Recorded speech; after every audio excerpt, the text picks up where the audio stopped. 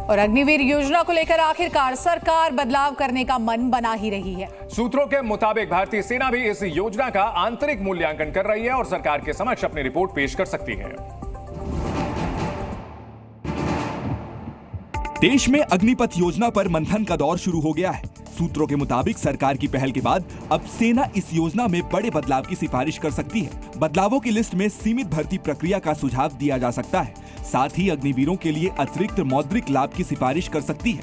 अग्निवीरों के लिए प्रशिक्षण अवधि को बढ़ाया जा सकता है। सशस्त्र बलों में उनका प्रतिधारण प्रतिशत भी शामिल हो सकता है। 25% के मुकाबले लगभग 60 से 70% अग्निवीरों को बनाए रखने की सिफारिश की जा सकती है। 4 साल में लड़का फौज में जाकर कैसे देश को कैसे रक्षा कर सकता है? 4 साल में लड़का वहाँ जाके तोप को बंदूक को पकड़ना संभालता है। ऐसे देश की रक्षा हो पाएगी? अगर ऐसे चलता रहा तो पाकिस्तानियों के मन में सिर्फ एक ही बात गूंजती रहती है, भारत को कब्जे में करना है। अगर ये योजना चलती रहेगी तो फिर तो भारत गया। आर्मी की तैयारी करने वाला लड़का 4 से 5 साल रनिंग करता है और उसके बाद 4 साल की नौकरी कौन करेगा सर? ऐसी नौकरी 4 साल की।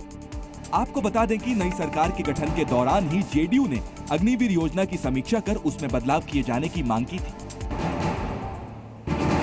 तो व्हाट्सएप में जल्द ही एक बड़ा अपडेट होने जा रहा है। इस अपडेट के आने के बाद व्हाट्सएप के यूजर्स कई सारे चैनल को पिन कर सकेंगे। पिन करने के बाद ये चैनल टैब में सबसे ऊपर दिखेंगे। कंपनी कई सारे अन्य फीचर्स की भी टेस्टिंग कर रही है, जिससे कि कई सारे चैनल को एक बार फिर से रीड किया जा सकेगा। इसके अलावा कई सारे चैनल को एक बार में ही म्यूट भी कर सकेंगे। साथ ही व्हाट्सएप में एक स्क्रीन शेयरिंग फीचर भी है, जिसमें 32 लोगों तक वीडियो कॉल में जोड़ने की सुविधा होगी। केंद्रीय नागरिक उड्डयन मंत्री किंजरापू राम मोहन ने हवाई टिकटों की कीमतों को कम करने का संकेत दिया। उन्होंने कहा कि ये एक महत्वपूर्ण मुद्दा है। मेरा पूरा इरादा ये तय करना है कि हवाई यात्रा आम आदमी के लिए सुलभ हो। इसे हकीकत बनाने के लिए कीमतें सस्ती होनी चाहिए। इसके लिए इस मामले में जल्द ही समीक्षा बैठकें होंगी। इससे हवाई यात्रा को कम करने पर विचार किया जाएगा। मकान किराए पर लेकर रहने वाला किराएदार अब उस पर कब्जा नहीं कर पाएगा। अनुबंध में निर्धारित अवधि पूरी होने पर उसे मकान खाली करना होगा और अगर वो ऐसा नहीं करता है तो शिकायत करने पर उस पर कार्रवाई की जाएगी। यदि किराएदार की मौत हो जाती है तो फिर उसके उत्तराधिकारी को वहां रहने का अधिकार होगा, लेकिन उसे भी नियमों का पालन करना होगा। साथ ही मकान मालिक किराएदार को तंग नहीं कर सकता।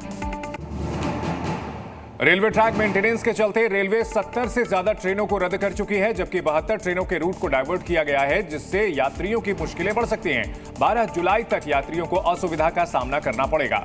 रेलवे ने यात्रियों से अनुरोध किया है कि अपनी यात्रा शुरू करने से पहले ऑनलाइन अपनी ट्रेन का अपडेट स्टेटस जरूर चेक कर लें। केंद्रीय शिक्षा मंत्रालय ने स्कूलों को नसीहत देते हुए कहा कि बोर्ड परीक्षा केंद्रों पर मुफ्त सैनिटरी पैड उपलब्ध कराए जाने चाहिए। साथ ही परीक्षा के दौरान ब्रेक भी दिया जाए। मंत्रालय ने छात्राओं के साथ सम्मान और गरिमा के साथ व्यवहार करने के महत्व को और जोर दिया है। उन्होंने ये भी कहा है कि परीक्षाओं में आत्मविश्वास के साथ भाग लेने और अपनी शैक्षणिक क्षमता हासिल करने के लिए सशक्त बनाने पर भी जोर दिया जाना चाहिए। जी न्यूज़।